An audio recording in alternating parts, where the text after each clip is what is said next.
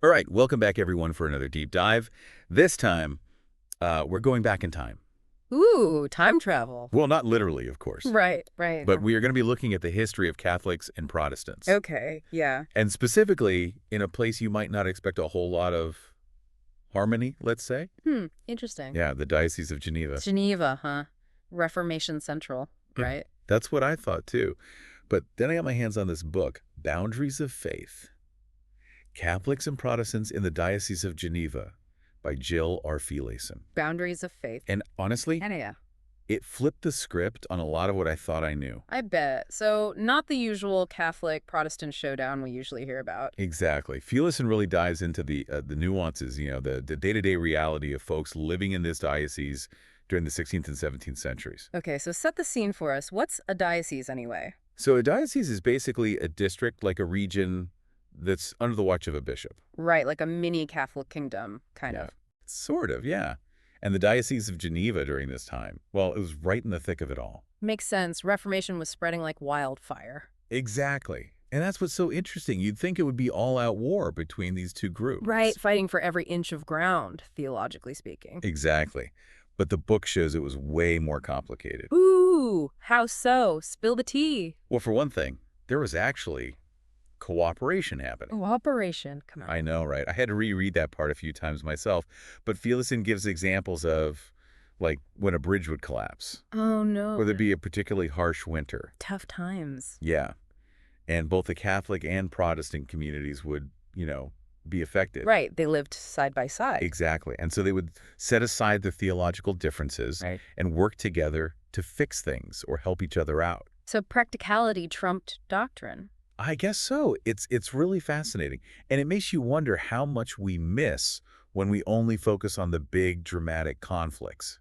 Absolutely. It's the little things, the everyday interactions, that often reveal the most about how people actually lived. Right. And another thing that really struck me was this idea of blurred lines between the faiths. Blurred lines, huh?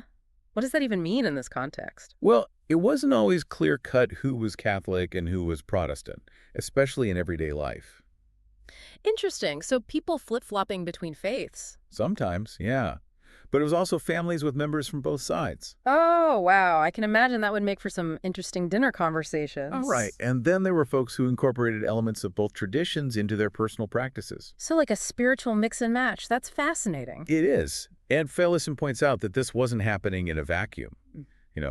The Council of Trent was going on in the Catholic Church. Right, that was their response to the Reformation, trying to clarify their doctrine and all that. Exactly. But in a place like Geneva, where you had this mix of beliefs already, well, people responded to the council in different ways. So some folks doubled down on Catholicism, while others... Others took what they liked and left the rest.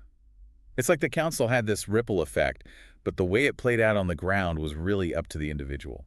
That's wild. So it wasn't just about, like, official doctrines clashing, but people figuring out their faith in their own way. Exactly. And it makes you think about, like, how much agency people had, even in a time of huge religious upheaval. Right. It wasn't just blind obedience. There was real thought and choice happening. Totally. But it wasn't all sunshine and roses, Right. I was going to say, there had to be some downsides to all this blurring of lines. Oh, absolutely. Fehleison talks about the pressure to conform. Right. Got to fit in with the group, especially back then. Yeah. And if you didn't, well, there was a chance you'd be ostracized. Or worse. Especially if you were on the wrong side of whoever was in power at the time. Exactly. So, navigating those blurred lines could be pretty risky for some folks. Right, like walking a tightrope. Yeah. And Fehleison gives us one example that really stuck with me. It's about a family that had both Catholic and Protestant members. Oh, wow. That's got to be tough. And they were trying to figure out, like, inheritance and property ownership. Oh, yeah. That's always tricky. But because of their mixed faith, they ran into all these legal hurdles and social pressures. Like they were being forced to choose sides. Exactly. And it just shows how these grand historical events like the Reformation played out in really personal and difficult ways for everyday people. It's a good reminder that history isn't just about dates and battles. It's about real people's lives. Absolutely. And that's what I love about this book. It gives you that ground level view of what it was actually like to live through this period. And it challenges our assumptions, right? It's easy to think of Catholics and Protestants as always being at each other's throats. Right. But the reality was much more nuanced. Exactly. There was cooperation, conflict, and everything in between.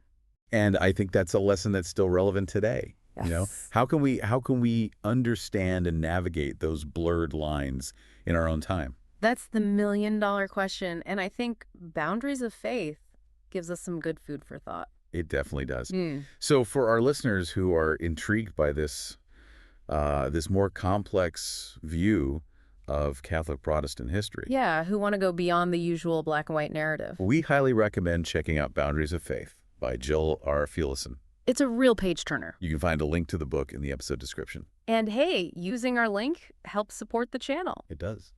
So, yeah, give it a read and let us know what you think. We'd love to hear your thoughts. Always up for a good discussion.